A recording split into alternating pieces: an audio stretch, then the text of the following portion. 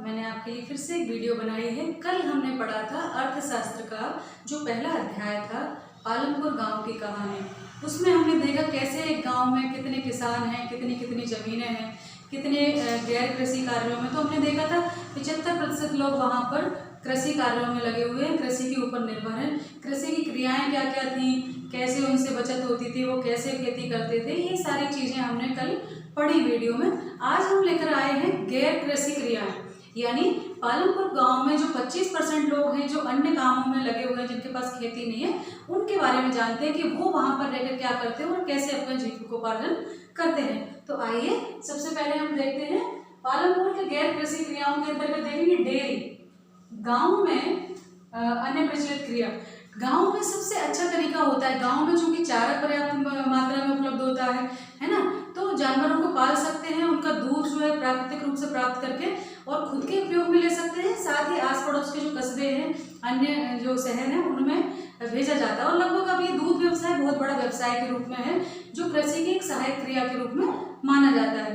तो जो पालमपुर गाँव के लोग हैं वो क्या करते हैं, जो खरीफ की फसलें उगाते हैं, जैसे चरी है, बाजरा है ना, ज्वार है, ये उगाते हैं, अपने जानवरों को खिलाते हैं, भैंसों को, और उससे दूध उत्पादन होता है और उस दूध को वो पास का जो रायगंज कस्बा है वहाँ ले जाते हैं। रायगंज कस्बे में शाहपुरा के दो जो व्यवसायी हैं, उन्होंने अपने एक शीतलक केंद्र यानी वहाँ डेयरी बड़ी बड़ी खोल दी है, जहाँ बहुत देर तक स्टोर किया जा सकता है दूध को, और वहाँ से वो दूध शाहपुर और अन्य दूसरे कस्बों में भेजा जाता है। तो कहने का अर्थ ये है कि डेयरी भी वहाँ प्रचलित में है, और डेयरी एक बहुत अच्छा व्यवसाय है जो लोगों को रोजगार उत्पन्न कराता है। ठीक है, तो पालमपुर के युवक भी ये काम करते हैं। इसके अलावा अगला जो हम देखते हैं विनिर्माण कार्य, पालमपुर में लघु विनिर्माण। तो लघु विनिर्माण जो है वो वैसा नहीं है जैसे शहरों में होता है, बड़ी बड़ी फैक्ट्रियाँ, कारखाने है ना, कस्बों में और शहरों में होता है, वैसा नहीं है। सरल और छोटे से विनिर्माण कार्य हैं जिनमें बहुत कम बाहरी श्रम की आवश्यकता पड़ती है, और ज़्यादातर लोग जो है वो अपने घरों में, अपने खेतों में ये काम करते हैं। जैसे कि आगे पढ़ेंगे, मिश्री लाल का है जो गन्ने की पेराई का काम करता है ना, गुड़ बनाने के काम फैक्ट्रियाँ वहीं पर होती हैं, गुड़ बनाते हैं उससे वो, और भी छोटे छोटे ऐसे बहुत सारे व्यवसाय वहीं पर होते हैं। तो वहाँ पर सरल तरीके के विनिर्माण होते हैं जिसमें बाहरी श्रम की कम आवश्यकता पड़ती है। कभी कभार ही श्रम जो है किराए पर लेना पड़ता है, ज़्यादातर परिवार के सदस्य ही उस काम को करते हैं। अगला जो है पालमपुर में दुकानदार। तो हम देखें कि यहाँ के दुकानदार कोई व्यापारी नहीं जो थोक व्यापारी हों के थोक में खरीदते हों और फिर बेचते हों। ये छोटे छोटे दुकानदार हैं जो शहर जाते हैं, वहाँ से दैनिक आवश्यकताओं की वस्तुएं जो है वो खरीद कर लाते हैं और गांव में बेचते हैं। वो जनरल स्टोर की चीज़ें हैं, टूथपेस्ट है, क्रीम है, साबुन है, सर्फ है, इस तरह का सामान है ना। और कहीं कहीं छोटी छोटी दुकानें जिनमें थोड़े बहुत कपड़े भी मिल जाते हैं। ये जनरली ये दुकानदार जो है इन्होंने अपने घर में दुकानें बना रखी हैं। जिनकी बस स्टैंड के आसपास घर हैं, उन्होंने एक तरफ बाहरी तरफ अपनी मकान में ही दुकान निकाल कर वहीं से इन दुकानों का संचालन करते हैं। तो कहने का अर्थ है कि यहाँ के जो दुकानदार हैं बहुत बड़े नहीं, छोटे छोटे दुकानदार हैं जो दैनिक उपयोग की आवश्यकताओं को जो है गाँव में पूरा करते हैं और इससे अपने जीविकोपार्जन करते हैं। अगला जो है परिवहन, तेजी से विकसित होता क्षेत्र। चूँकि हमने पढ़ा था कि जो पालमपुर गांव है वो रायगंज से सड़क मार्ग से जुड़ा हुआ है। अब किसी को अगर जाना होगा, शहर जाना होगा, कस्बे में जाना होगा, तो वो जाएगा परिवहन के लिए, कुछ ना कुछ तो लेगा। अब वो दिन चलेगा कि पैदल व्यक्ति जाता था। हालांकि अब गांव में देखो, आप छोटे से छोटा गांव मैंने देखा है, वहाँ मोटरसाइकिल है, ट्रैक्टर है, कारें हैं। पर अपन जिस पालमपुर के गाँव की बात कर रहे हैं वो बहुत ज़्यादा विकसित नहीं है, बहुत बड़ा गाँव नहीं है। तो वहाँ पर भैंस गाड़ी, ट्रैक्टर चलते हैं, भैंस गाड़ी चलती हैं, गाड़ियाँ चलती हैं, तांगे चलते हैं। ये सब क्या करते हैं, व्यक्तियों को ले जाने का काम करते हैं, साथ ही साथ माल की ढुलाई का भी काम करते हैं। जैसे दूध ले जाना हुआ, ठीक है, गुड़ वगैरह जो बन रहा है उसको ले जाना हुआ शहरों से जो दुकानदार सामान लेकर आते हैं वो सामान यहाँ लाना, ये सारे काम जो है भैंस गाड़ी के माध्यम से या ट्रैक्टर के माध्यम से होते रहते हैं। तो ये भी एक आजीविका का एक साधन हुए हैं। यहाँ इस पूरे एपिसोड में अभी इस विनिर्माण से संबंधित गैर कृषि क्रियाओं से संबंधित 3 कहानियाँ हैं। जैसे वहाँ डाला रामकली की कहानी थी, सविता की कहानी थी, है ना, वैसे ही यहाँ पर 3 कहानियाँ हैं। एक मिश्री लाल की है। मिश्री लाल जो है गन्ने की पेराई की मशीन उसने अपने यहाँ लगाई है, गन्ने की पेराई करता है, गुड़ बनाता है, और उसके परिवार के साथ खेत पर ही उसने ये मशीन लगाई हुई है, जिससे वो गुड़ बाहर बेचने भेजता है। ठीक है, वहीं से गन्ना खरीदता है, बाहर भेजता है। अगला जो है वो करीम की कहानी है। करीम जो है उसी गाँव का एक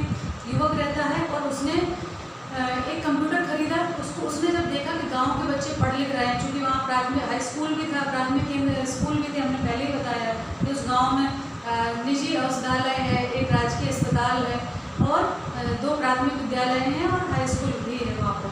तो इन गाँव में जो बच्चे पढ़ते हैं, पढ़कर आगे पढ़ने के लिए शहर जाते हैं और वहाँ पर कंप्यूटर सीखते हैं। तो उसको लगा कि ये अवसर है, क्यों ना गाँव में ही कंप्यूटर सेंटर खोला जाए। तो उसने अपनी ही दुकान में घर के उसमें बाहर की तरफ खुलता था उसका रूम, उस पर जो है कंप्यूटर लगाए और गांव में ही 2 महिलाएं शिक्षक थीं जो कंप्यूटर की डिग्री जानती थी, कंप्यूटर की डिग्री उनके पास थी, उनको काम पे लगा दिया और आज वर्तमान में उसके पास बहुत सारी कक्षाएं चलती हैं, गाँव के ही विद्यार्थी जो है वहाँ आकर कंप्यूटर सीखते हैं। तो ये कितना अच्छा है गाँव को आत्मनिर्भर बनाने की दिशा में, उसके लिए रोजगार भी हो गया, गाँव की उन महिलाओं को भी रोजगार मिल गया और बच्चे जो इन्हें बाहर जाना पड़ता था वो भी नहीं हुआ। तो ये गांव की आत्मनिर्भरता का एक बहुत अच्छा उदाहरण है। तो ये करीम की कहानी थी कि उसने कंप्यूटर सेंटर के माध्यम से अपनी आजीविका को चलाने का एक अच्छा साधन ढूंढा और जिससे बच्चे भी शिक्षित हो रहे और लोगों को भी रोजगार मिल गया। अगला जो था वो किशोर की कहानी है। किशोर एक नवयुवक था, उसने गरीब है, उसके पास कोई जमीन नहीं है, कुछ नहीं है, तो उसने बैंक से कर्ज लिया, जो लोन मिलती है आजकल बहुत सारी जो योजना चल रही है ना, उसका बेरोजगारी जो लोन देते, बेरोजगार लोन को लिए ना रोजगार के लिए, उसके अंतर्गत उसने लोन लिया, एक भैंस खरीदी और दूध बेचता है, उसके साथ ही उसने थोड़ा सा पैसा इकट्ठा करके भैंस गाड़ी बना ली। उस भैंस गाड़ी से वो परिवहन का काम करता है और रायगंज और अन्य जगह पर माल ढुलाई का काम करता है। जैसे भैंस गाड़ी में क्या करता है, कभी रेत ले आता है कुम्हार के लिए, कभी गुड़ ले जाता है, कभी कुछ और सामान दुकानदार का ले आता है। तो परिवहन ट्रांसपोर्टेशन के थ्रू उसने अपनी अर्निंग शुरू कर दी। तो एक भैंस के माध्यम से उसने दूध से कमाया पैसा, भैंस गाड़ी बनाई। तो ये कैसे व्यक्ति जो है गैर कृषि क्रियाओं के माध्यम से अपना काम कर रहे हैं। हम लगभग अपने गाँव में जब देखेंगे तो ये सब कुछ दिखता है। ये करीम, ये किशोर और ये आपके मिस्त्री लाल सभी आपको आपके गाँव में मिल जाएंगे। हो सकता है इनका कुछ और हो, जैसे आटा पिसाई की मशीन हो, है ना, कुछ और मशीनें हों गाँव में, और इस तरह से ये लोग काम करके देश को आत्मनिर्भर बनाने की दिशा में काम भी कर रहे हैं, खुद भी आत्मनिर्भर बन रहे हैं और होना भी चाहिए। हालांकि इस पूरे उससे सारांश ये निकलता है कि 75% जो जनसंख्या है हमारे गांव की लगभग ग्रामीण है और वो कृषि कार्य पर निर्भर है। हालांकि उस गांव में कृषि तो सीमित थी, पर लोगों ने कृषि को बहुत अच्छे तरीके से करना सीख लिया, बहुत सारी फसलें लेना शुरू कर दिया, जिसके माध्यम खेती के माध्यम से, जिससे कि उनका उपज बढ़ी और वो जो उनका खाद्यान्न था खुद के अलावा वो अधिशेष बचता था उसको बेच भी देते थे। और जो बड़े किसान हैं वो तो अच्छी कमाई करते थे, साथ ही जो लघु कृषक थे, मध्यम थे, वो भी इस अधिशेष को बेचकर अगले वर्ष के लिए, अगले सीजन के लिए अपनी पूंजी इकट्ठा रख लेते थे, अगली बार हमें ये लागत लगानी है। और छोटे किसान थे, उनकी स्थिति थोड़ी खराब, वो अपनी व्यवस्थाएं वो कुछ नहीं बेच पाते थे, अपने उसकी पूर्ति ही कर पाते हैं और जब अगली बार उनको ज़रूरत पड़ती है तो वो कर्ज का सहारा उनको लेना पड़ता है। तो ये इस तरह की व्यवस्था है, इस पर और आगे काम होना चाहिए और जो अन्य जो क्रियाएं हैं, गैर कृषि क्रियाएं हैं, उनमें बढ़ोतरी होनी चाहिए, क्योंकि कृषि कार्यों में भूमि ज़्यादा लगती है, गैर कृषि कार्यों में कम लगती है। जैसे कि मिस्त्री लाल ने जो खेत पर एक प्लांट बनाया अपना करने की पढ़ाई, उसमें बहुत कम जमीन की आवश्यकता है और काफ़ी कुछ अच्छा वो कमा लेता है उसमें। इसी तरह से कंप्यूटर के सेंटर में भी जमीन बहुत ज़्यादा नहीं लगी, मकान में स्टार्ट कर दिया दुकान के लिए। तो गाँव को आत्मनिर्भर बनने के लिए अपने यहाँ और भी कार्य करने की आवश्यकता है, जैसे कि हम सब्जियां उगा सकते हैं, टमाटर के लिए सॉस की फैक्ट्री वहाँ लगा सकते हैं, छोटे छोटे अचार बनाने का कारखाना लगा सकते हैं, लघु उद्योग, बड़ी बनाने का कारखाना पापड़ का, है ना, छोटे छोटे जो उद्योग हैं मोमबत्ती बनाने का, ये सब काम किया जा सकता है। और इस तरह से अपने पैरों पर खड़े होकर कृषि पर जो बोझ है, दबाव है, वो नहीं होना चाहिए। वहाँ पर श्रम बहुत ज़्यादा उपलब्ध है उस गाँव में, लेकिन श्रम कितना लगता है, कृषि कार्य में साल भर तो श्रम की आवश्यकता पड़ती नहीं, बाकी समय में वो लोग बेरोजगार बैठे रहते हैं और इसीलिए अन्य शहरों में पलायन कर जाते हैं। और ये सिर्फ पालमपुर गांव की कहानी नहीं है, पूरे देश के गांव की कहानी है। ज़्यादातर मजदूर, अभी जो लॉकडाउन हुआ था उसमें आपने देखा कि कितने सारे लोग जो मजदूर हैं वो वापस आ रहे थे, कितनी भयावह तस्वीर देखने को मिली। यानी भारत के गाँव का कितना बड़ा वर्ग जो है वो दूसरे शहरों में रह रहा है, अपना घर बार छोड़कर सब कुछ। अगर उनको वहीं पर रोजगार मिले तो एक सुकून शांति मिले और वहीं पर उनके श्रम का उपयोग भी हो सकता है और एक गांव का जो पलायन है वो रुक सकता है। इस कहानी से हमें यही सीख मिलती है कि कृषि पर दबाव कम करना चाहिए, हमें आगे पढ़ लिख कर और अन्य चीज़ों में आगे बढ़ना चाहिए और कुछ प्रशिक्षण भी ऐसे दिए जाएँ गाँव के लोगों को, रोजगार के लिए उनको लोन दिया जाए, जिससे वो अपना छोटा मोटा जो उद्योग है, लघु उद्योग, कुटीर उद्योग है, वहीं स्थापित करें, खुद रोजगार पाएँ और दूसरों को भी रोजगार दें, क्योंकि वहाँ प्राकृतिक संसाधन ऑटोमेटिक उपलब्ध होते हैं, है ना।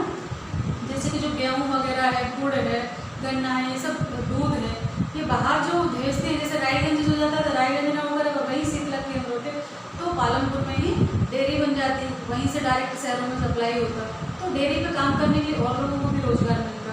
तो इस तरह की व्यवस्थाएं होनी चाहिए। हर गांव को आत्मनिर्भर बनाने की दिशा में बहुत आवश्यक कार्य हैं जो कर रहे हैं। नमस्कार सभी को।